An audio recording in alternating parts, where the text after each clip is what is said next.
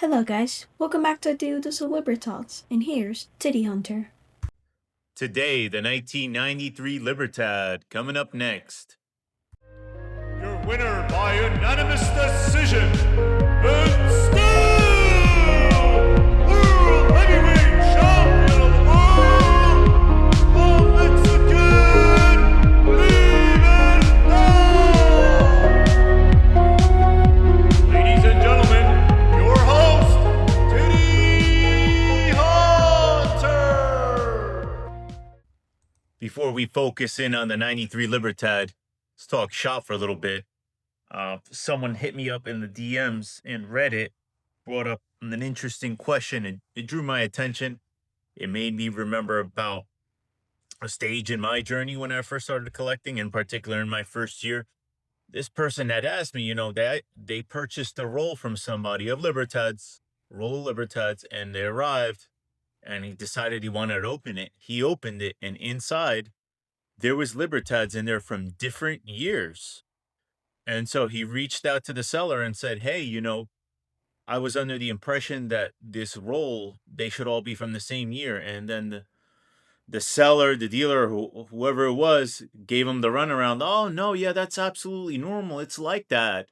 And so he reached out to me. He's like, "Hey, I see you've been posting a lot of information and whatnot. I figure you know this answer." So he asked me, does that really happen? I said, "Absolutely not. That's absolutely bogus. They absolutely tampered with some type of roll, and that's not how things should be." And that reminded me, when I first started collecting in 2021, my first focus, my first kind of obsession per se, was really, I wanted a slab set. And actually, I ended up building a set that was a mix and match of NGC graded coins and PCGS graded. I kind of just said, I didn't realize what was up. I was a noob, and I was just said, I want a full set every year of graded coins. And I just knew those are the two most respected companies. I know there's other ones out there like ANACS, and there's some other strange one like ICG or IG or ICG or something like that, or IGC. Those are lower caliber ones. If you ever tried to cross over one of those coins into NGC or PCGS, they're gonna get dinged huge on the grade. Those are not respectable companies. But anyways, I kind of just built out a graded set, and then it was over time that I said, "Oh, I want an actual full NGC set," and then I built out a full NGC set, and then the next stage in the journey, it was kind of like I started to collect the proofs, the 1 ounce proofs, but at the same time, I got curious with the rolls, and I said, it would be nice to have a roll from every year. And I know, like, for example, I've never seen a roll for 1998 for sale. I've heard of sales, private sales that have taken place, but I've never seen one actually available for selling. And I was lucky enough to have a conversation with this guy from Florida who knew all about rolls. And I was just still in those early stages. I had not bought a single roll yet. And I reached out to him, just started asking questions like a novice. I just want to know, like, how do you know it hasn't been tampered with? And then little by little, just in the conversation, I learned that, like, wow, like, I don't want to buy rolls. Like, there, there's physical things you got to look for now, that if you're in an online transaction, you don't have access to touching the roll, to feeling the roll, to picking up on those level of details. Uh, so buying online, you don't have that line of sight. So, and then he could just tell from experience looking at pictures, like, that one looks like it's perhaps tampered with. Uh, it's also unfortunate. I had seen it in, and so unfortunate that I'd seen it in some of the Facebook groups I told you about. There was folks that put coins for sale, and I don't know, they seem to be reckless, careless in their sales posts. I've seen them put coins for sale, and in the background, you saw empty rolls like you're seeing right here on this screen. I'm going to click one of these auctions just to zoom in on, like, what a roll can look like. And so it was just this silver roll, and there was no coins inside. And I said, that's absolutely shady. Absolutely shady. And so basically, that conversation I had in 2021, where I was about to step in and start collecting rolls, that conversation kind of led me to believe, hey, stay away from this stuff. It would take experience. I do all my buying on the internet. I don't go to coin shows. So if I'm not going to a coin show, why am I even going to bother? And there have been situations, and it was kept like low key. It was not brought up how it should have been, in my opinion.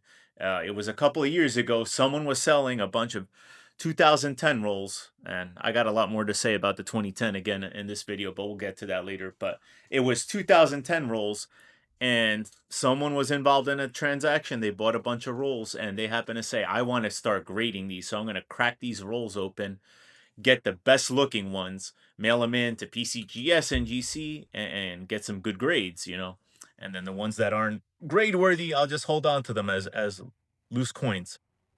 And they cracked them open, and pretty much entire rolls, every single coin had some type of severe imperfections, like dings and whatnot. And I'm just thankful for that conversation with this guy in 2021. That kind of told me stay away from buying rolls. So, based on my experience, based on what this user on Reddit, if you're new to this game, I would stay away from rolls. I would not buy rolls.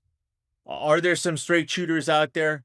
Yeah, I know of a handful, but I mean, I know one, for example, I'll say his name, Red Wheel Coins.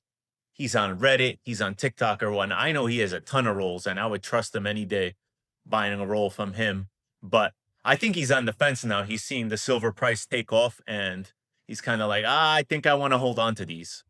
But I would stay away from buying rolls. That's just my 2 cents on the rolls. So now let's talk 1993. I always like to bring up the mintage tables first and talk about the mintage. And 1993 comes in at 1 million. And there's a decent population at NGC of graded coins, over 1,500 of them, and PCGS over 500 of them. And then I just mentioned earlier, I wanted to talk about 2010s because it was brought to my attention that a bunch of MS70s were just graded for the 2010s. And I said, I keep track of the populations because the very next row on this chart also tied for 1 million in mintage with the 1993 is the 2010. And so I just updated this now. NGC has a total population of 1,469. But what I had, and I collected the number just like 3 months ago, it was March or April, and I didn't write down exactly when, but it was just 640. So just 3 months ago, about 4 months ago, you had 640 total graded at NGC. And just right now, this week, right now, real time, we're at 1,469. And now we have 200 MS70s. And I highlighted it in the last video, and I will highlight it again. That was a coin I even sold my MS70 because I foresaw that. I said to myself, there's just a handful of them. I think there was 30 of them or so. Just recently, about 30 MS70s. And I'm like, let me sell it. I got almost 1,000 for it outside of eBay. And I just said, I'll pick up another 69 to take its place because I have a couple of slab sets.